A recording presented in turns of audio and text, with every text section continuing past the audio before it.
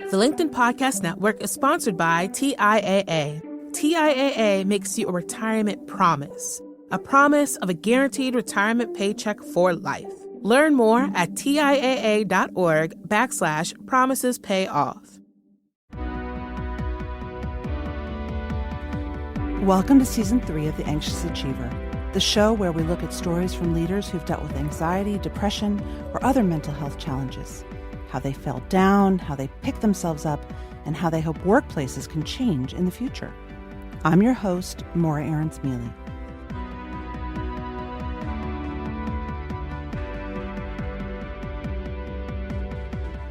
I first got to know today's guest through her writing. At the height of the stress of coronavirus this summer, the Black Lives Matter movement took over the national consciousness like never before. And it's still playing out today. It likely will be for some time, as managers, workers, and everyone with a career is grappling with the ways they're affected by race, either as perpetrators of stereotypes, the status quo, and unfair systems, or as those who feel the effects of bias and racism. All that's to say, I'm still thinking about the piece that I read by Priska Neely, her article, I Don't Need Your Check-in Texts. But like all of us, Priska isn't just thinking about one thing all day at work. She's a new first-time manager with a big new job, and she's someone who works hard to articulate feelings and encourage others to do so. And she has, unfortunately, also felt the burden of being the only. For those of you who heard our episode on the anxiety of the only in Season 1, you'll already know about the anxiety of being the only person of color or woman or anything else in a room. It's difficult to be an only, and it's a difficult burden to explain to people in the majority why their behavior needs to change. And because we're all just people after all, and we are all constantly saying things that set others off, even when we don't mean to, workplaces are rife with lots and lots of unexpressed feelings. So Priska can help us wade through all of this. She's skilled at asking herself this question at work and turning it into good change. How did this interaction make me feel, and how can I do something different next time? It's just one piece of management advice from this new manager that I took away from our conversation.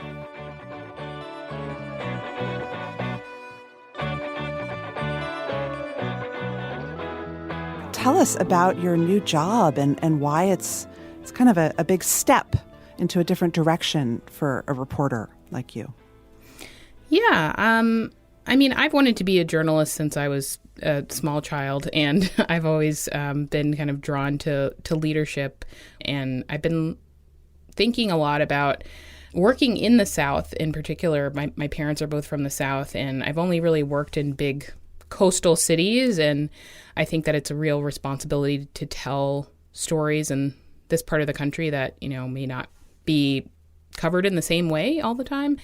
And so, yeah, it's a really exciting opportunity. It's a job that's looking to build collaboration between the NPR stations that are in Birmingham, Alabama, Jackson, Mississippi, and New Orleans and Baton Rouge, Louisiana.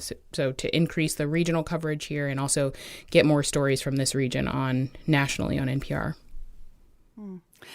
And one of the things that I thought was kind of awesome and also unusual is we spoke earlier and you said that you had always wanted to be in management, like you wanted to manage people, which is I think something that we're almost not used to hearing people say, especially very highly skilled craftspeople, right, who are so excellent at their craft and have honed it, and to say, well, actually, no, I want to manage a whole bunch of stuff and all that mess.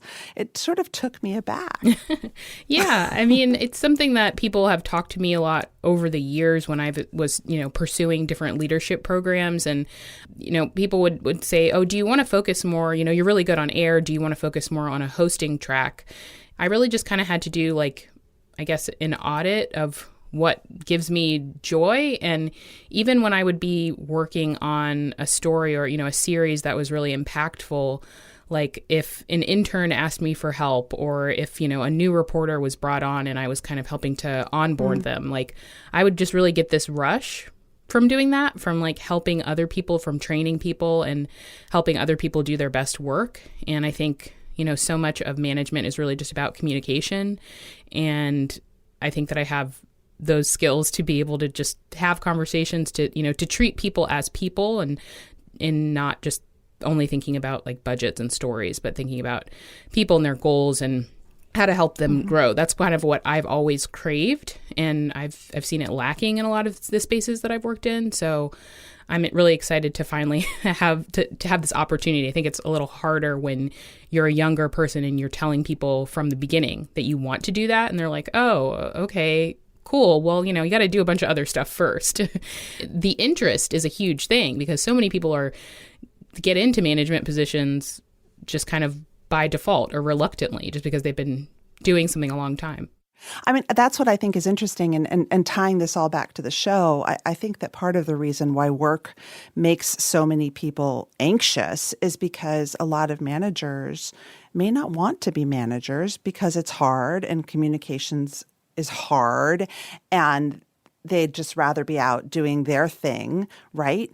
And so I actually love that you're sort of bringing light to the art of management, and that I don't think it should be something that if you just last long and pay your dues, you get rewarded by like a big office and a higher paycheck, because if that's what you want to do, no one's going to be happy. Yeah. And I think, when you're working for someone and you can tell that they really just miss getting their hands dirty and making the thing, it affects how you do your work. You don't feel, you can tell when someone doesn't really want to do it. So I think it is kind of a slightly unpopular path that I've chosen. And I had to think a lot about, what it would mean to not be on the radio anymore, especially as a Black woman in public radio. And I've done a lot of really important reporting on Black maternal health and things like that. And people have been so excited to have me in the field and being able to collect those stories. So it was a big decision to think about leaving that and transitioning.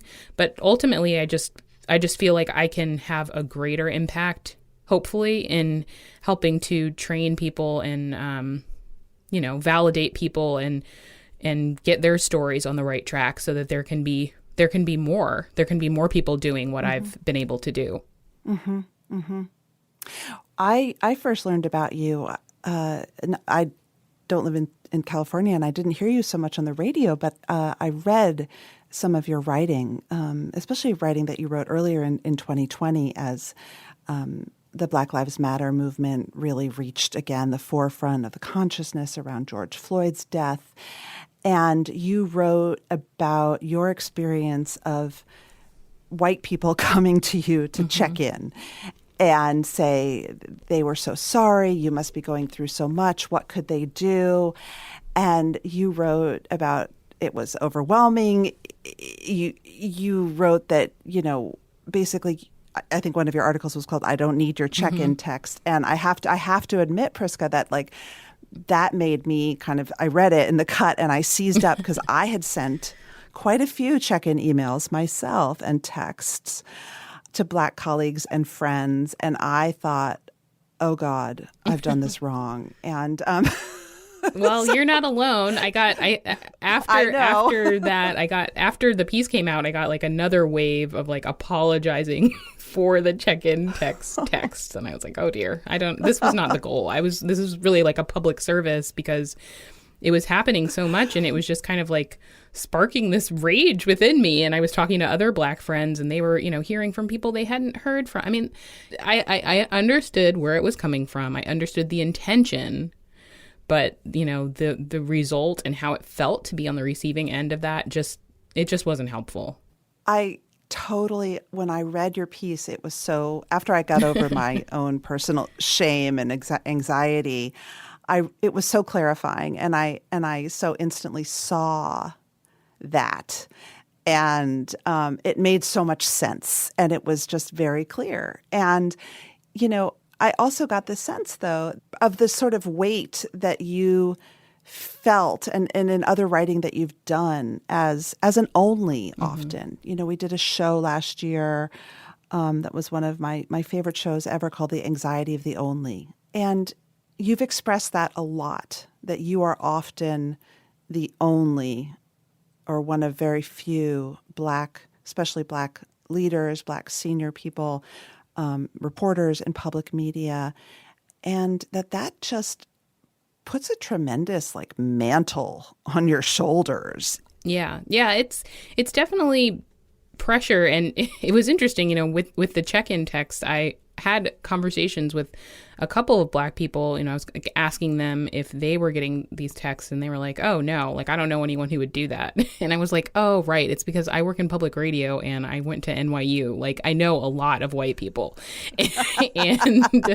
and I was like, oh yeah, I guess it could be a different experience based on what circles you're in. But it did feel like, especially because I was often the only Black woman in the spaces that I'm in, it did feel like there was that aha moment, like, oh my God, Priska's Black. Just realized that this week, like thinking about her in that way, when it's like, this has been going on for me the whole time, like this experience. And that like in the reporting that I've done about Black maternal health issues, I was so glad that I was able to tell those stories in a thoughtful, nuanced way, that I was able to connect with people as a Black woman.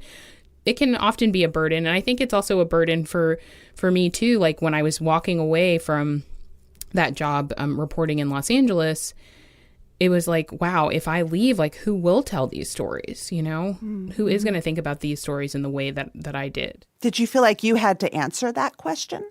I just felt like a lot, not like guilt exactly, but just kind of, I had to tell all of my sources personally. It was really exciting because I had this big group of Black women in LA who were like following my work and were so excited. And I just felt like I could be letting them down, or that they would be really upset to not have me as that reporter that they know they could go to when things were coming up around those issues.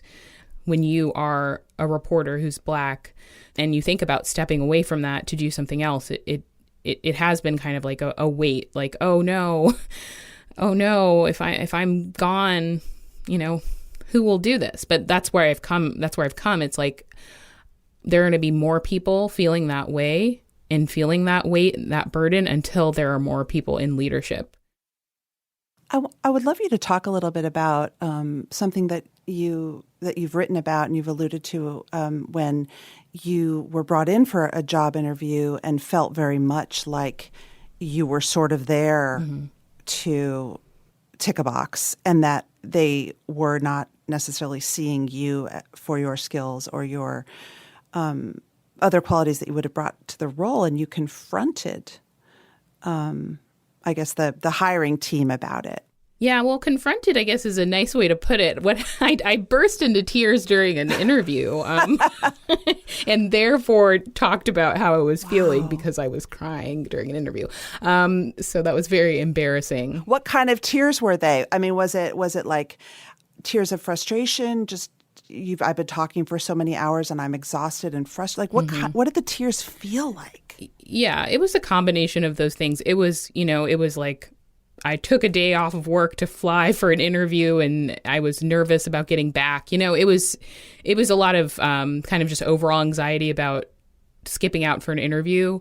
Mm-hmm. It was also, just these marathon interviews where you have to go and sit in on a million things and talk to a bunch of people, and your face hurts from smiling. Yeah, and telling the same stories. Oh mm-hmm. no, I can't eat that. Whatever, whatever comes up. Oh, thanks so much. Oh, my name, story, whatever. Telling the same things. And then I got to the end of the day, and sitting down with the main hiring manager, and there's just like this pulling out of my resume and like going over different things and asking about, if I've had certain types of experience. And I was like, we just did this whole day. We had a phone thing. You reached out to me to apply for this. We had a phone thing. We had a Skype thing. Now I'm here. I thought that my skills and that my growth areas were clear, and like, no, I don't have, this experience. And that's why I was interested in this, because I would grow that. But like what I could bring to the team is this other skill that you guys, don't have. And I just felt like we talked about that so many times, mm-hmm. had like the tears rolling down my face. And I was just like, I just never want to be considered for a job because I'm a Black woman. Like Did you say that? Yeah. Mm. Yeah. And the hiring manager said, I want you to know that's like not what's happening. And, we considered a lot of people. We're really excited that you're here. And I just was able to walk them through, like, here are the things that have brought me to this point of tears. Here are the kind of strange things that were done during this interview process that made me feel kind of hyper aware of my Blackness in this space. And I kind of just offered some feedback, like, in the future, if you're bringing someone in, like, please don't do this thing. If you're going to do this, maybe do it this way. And they were thankful for that feedback.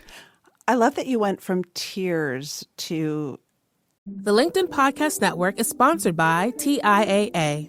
In the last 100 years, we've seen financial markets swing, new currencies come and go, decades of savings lost in days, all showing that a retirement plan without a guarantee, quite simply, isn't enough. So more than a retirement plan, TIAA makes you a retirement promise. A promise of a guaranteed retirement paycheck for life. A promise that pays off. Learn more at TIAA.org/promisespayoff. Enlightening them. That feels so strong. You know, there's so many stereotypes about women crying in interviews that I liked how you flipped it on its head. Yeah, well, I don't want this to happen to other people. I just feel like I often end up in situations where I have the tools to be able to communicate what's happening. Similar to that piece that I wrote for The Cut. A lot of people were getting those texts and were frustrated. And they were just not responding to them, or, you know, they were mad about it or whatever. Or people were tweeting things like, you know, I call for a moratorium on these, you know, well-intentioned, guilt-tinged texts from white people. Like, but that wasn't getting to how does this make me feel and how can you do something different? So one of the things I also want listeners to learn is how people who understand their emotions and how to communicate effectively to other people, how there's a lot of pronouns here, but how they're feeling and why it matters. Because again, that's really hard. Communication is really hard. We don't get enough of that, especially as we're becoming leaders. It sounds like you're a person who really is in touch with your feelings, and that you have built a process that allows you to say, this makes me feel this way. This is how I'm going to communicate that to the person next to me in a way that they're going to understand it. Yeah, I think it's just kind of my incubation in my family. My parents have done like communication seminars throughout my life, and my dad was a pastor growing up, and I was always like sitting in on the parenting classes that they were doing, you know, just growing up. That's like what I heard was about the power of communication and how, you know, the power of words and how words can hurt and words can heal, and just being really thoughtful in communication. And my dad wrote a book called The Gift of Criticism. So he thinks a lot about how to actually use criticism to receive it and to give it as a tool, but not to fear it. You know, so much about feedback is things that we fear. So many of the things that happen that are problematic at work, at home, or whatever is like because of the buildup over time, is because we haven't said things in the moment when they've made us feel uncomfortable. So that's something I've challenged myself to do.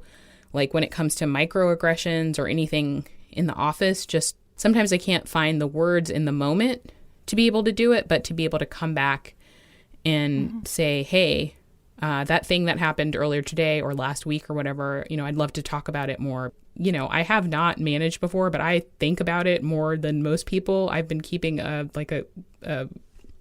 document called Notes to My Future Manager Self for like the past 7 years or something. Just whenever something happens that I see people get really hurt by it, or I see how meetings break down because of like these patterns. Like if you bring up like the digital plan in a meeting that's about radio, like the meeting will cave. Well, okay, so I'm going to put you on the spot. What's your advice for someone who has experienced, say, a microaggression in a meeting, or something's been said to them that they have been so rattled by, they can't shake it, but doing what you've been talking about makes them so anxious that they would rather just stew or leave their job or go hide in a bathroom than have a conversation about it. What is your advice for getting in touch with how you feel about it? Because a lot of us, we can't put words around our feelings. We just know we're upset. And then turning that into a constructive but appropriate conversation at work.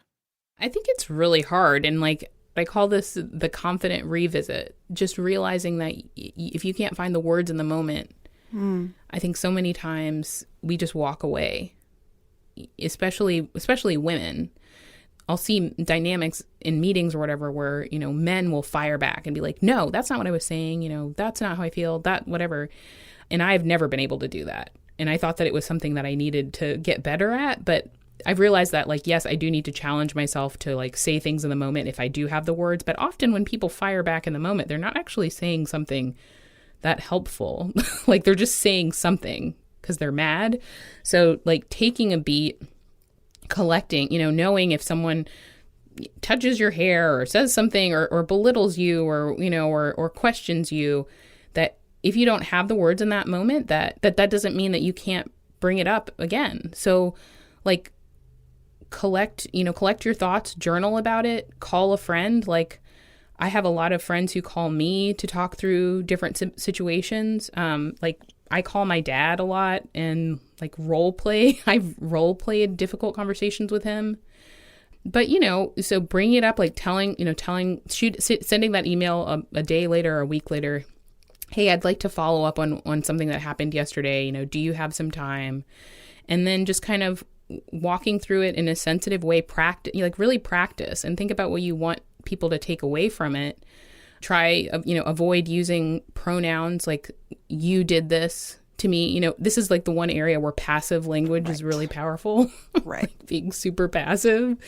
But when this happened, it made me feel this way. Because I think when people hear you, they can just black out and get super defensive. It triggers so much defensiveness. At the same time, I want to acknowledge that it sucks that you have to do this, and it's a lot of work and a burden also, and I'm sure you'd probably rather be spending your time doing something else than rehearsing a difficult conversation over some crappy thing that someone said. Yeah. And I mean, it's definitely, it's challenging when there's another layer of, being an only or feeling like you're in a position where you have to have a lot of these conversations more than other people. But, everyone I think should be thinking more strategically about, revisiting issues that come up, because those things do fester. And even in friendships, things fester, and it does become a confrontation unnecessarily. So Priska, you are someone who's known huge grief. You lost your beloved older brother. We also know that you're someone who doesn't shy away from talking about the hard stuff, the big stuff at work. You're going to be, I would assume, walking into an office where people are having, of course, as we all are, lots of feelings in a region that is affected by lots of different things that are scary. Do you have a sort of management philosophy or a way that you're thinking about helping the people who work for you manage their own grief? And does your experience with grief, with depression, with hard times, anxiety inform your management or how you think about mentoring new people? I mean, I think, my older brother Bill died when I was 13. He was 30. He had a heart issue that we didn't know about, and he died suddenly. And he was like my best friend. We were super close, even though there's a big age difference. And I've really only gotten to the point in the last 5 years that I could talk about it without bursting into tears. But I think that having that experience so early in life shaped so much of how I think about everything, of the reporting that I've done and being able to talk to people about the loss that they've experienced. And my brother, he was in the tech world, and he had a really promising career ahead of him. So there were several like high profile articles that were written about him when he died. And, just thinking about what it's like to be on that side of things, there's certain questions that I would never want to ask, or ways to approach interviews, in breaking news situations that I would never do, just because I think about people's humanity a lot. I think about what people could be going through, during this pandemic times in various workplaces.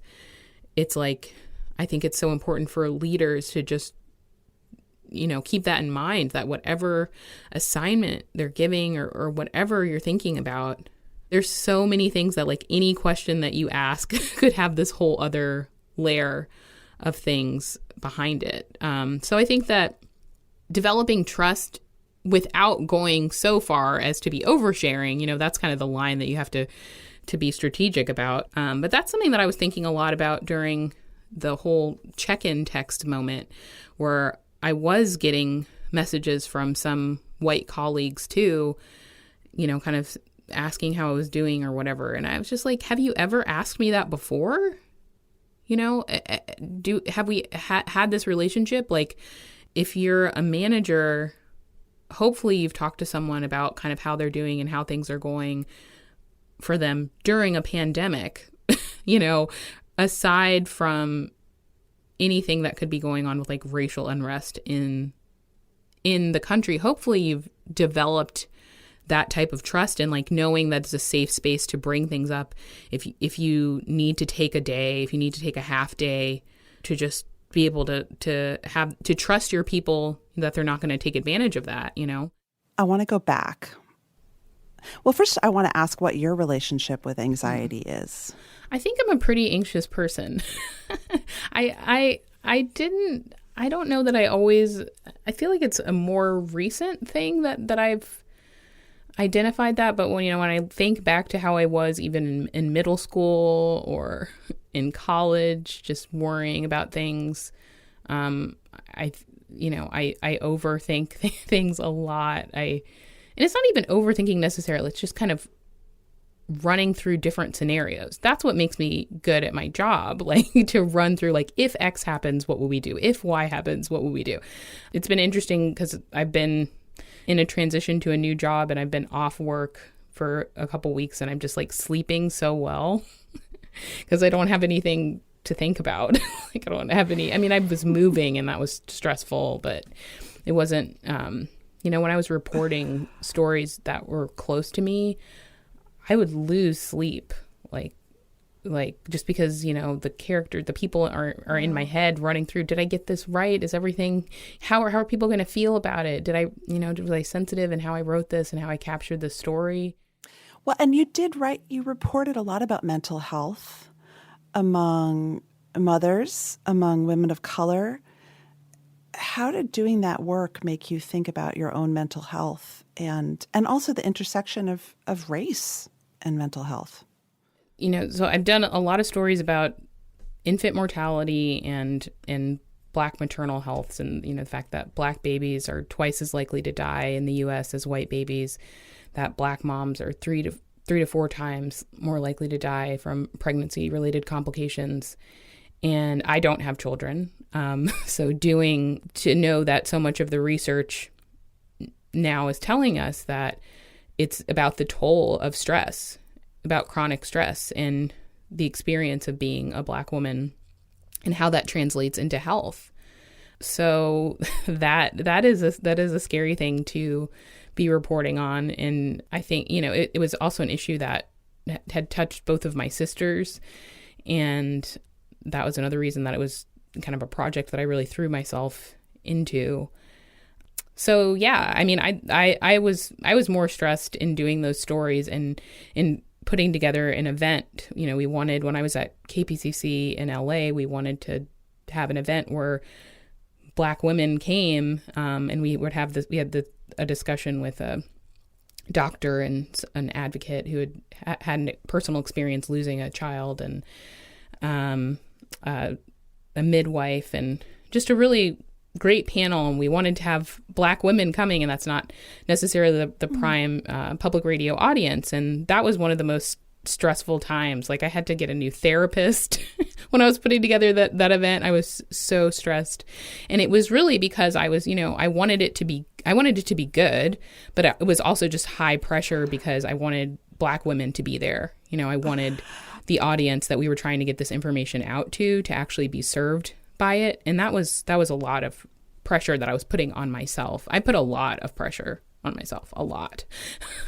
and so one thing I've realized is to kind of sometimes lower my expectations, because I realized that my baseline is so high that I can like chill a little bit. Sometimes I think that the worrying about it makes it better. And then I have to kick myself and say that that's just my hypervigilant perfectionist anxiety talking. But it's almost like the worry is the secret ingredient.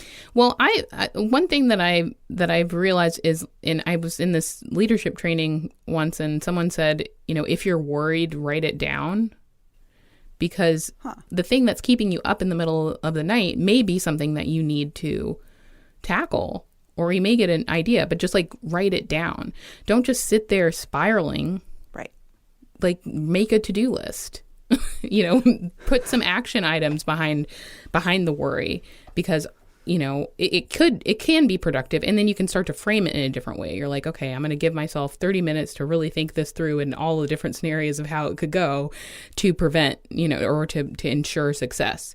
But recognizing what is in my control and what's out of my control, and trying to like be a little bit more sensitive to that. So just writing things down. I'm also really into setting alarms. I set alarms for like everything so that I don't forget things. Like what? Just like throughout the day. Throughout the day. Like sometimes I set them before bed, and then they go off the next day for things that I truly had forgotten about. And I'm like, oh, what a great idea. Thanks. I say, thanks, Priska from the past, for this reminder.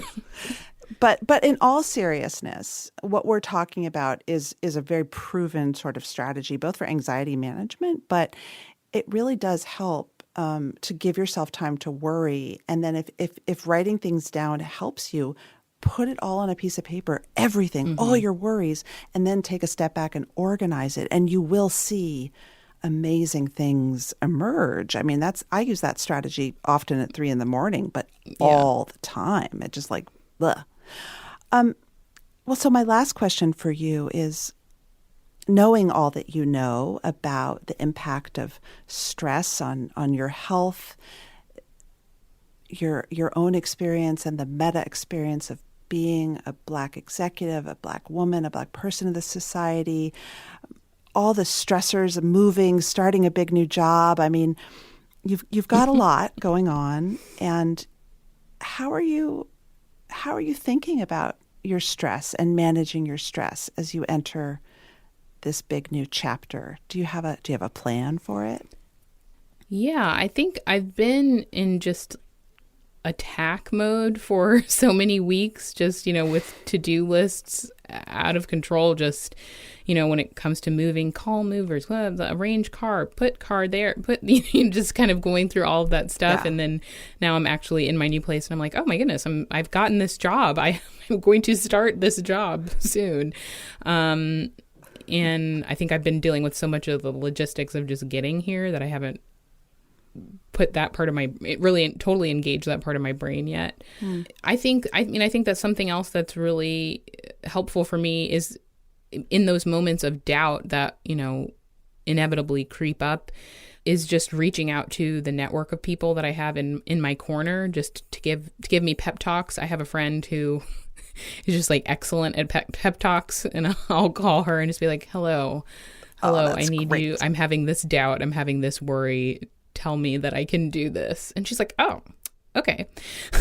Here are the reasons. Here's something that you did 5 years ago that made it very clear to me that, that you were on the right path. But I mean, as I said, I put a lot of pressure on myself. So I think also in this goal and this vision that I have for this job and, this huge responsibility of finally getting this leadership position that I've been working toward, it's a little bit scary because it's like, oh, wow, now I've gotten it. and I'll be able, when you've been managing up for so long And everyone is, I can't count the number of times that people have said, I can't wait to work for you one day. And like now I will actually have people working for me. And so it's exciting, but it's also like, whoa. That I just want you to take a moment, though, and think about the fact that people have said that to you. That is not something that people say very often to anybody. Yeah. Yeah. A lot of my managers have said that to me.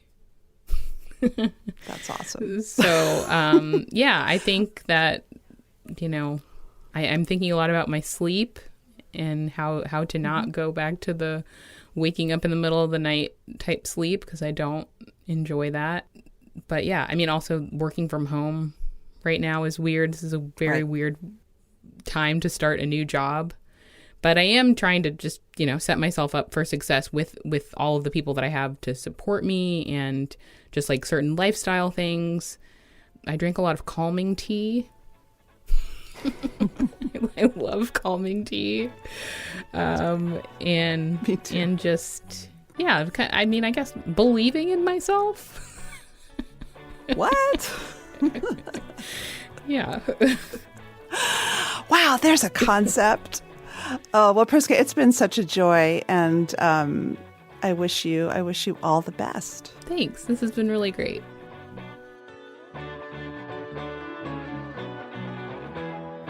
Well, that's it for this week's show. Thank you to my producer, Mary Dew. Thank you to the team at HBR and the studio team who make the audio happen, especially in these challenging times. I'm so grateful to our guests for sharing their experiences, and for you, the listeners. Please send me feedback if you want to hear. I've gotten some great feedback over the break, which I'll be incorporating. You can email me at anxiousachiever@gmail.com or tweet me at Morra AM, MORRAAM. And if you love the show, tell your friends, subscribe or leave a review. From HBR Presents, this is Morra Aarons-Mele.